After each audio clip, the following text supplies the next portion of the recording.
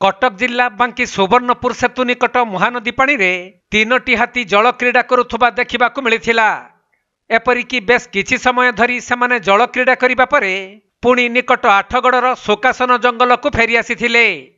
तेबे गतकाली विलंबित राति रे एही 3 टिकिया हाथीपल आठगड़र शोकासन जंगलरू बाहरी सुवर्णपुर गाँ निकट महानदीर तुठरू नदी पार होई बांकी डमपड़ा चंदका अभयारण्य को जीवा पई उद्यम करिथिले।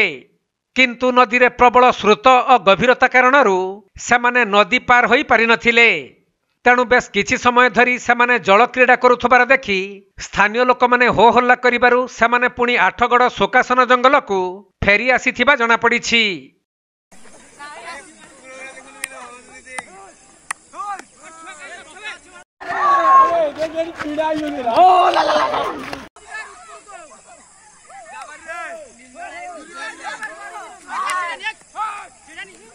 कटक जिला प्रतिनिधि राजेश कुमार साहू रिपोर्ट, कोणार्क लाइव।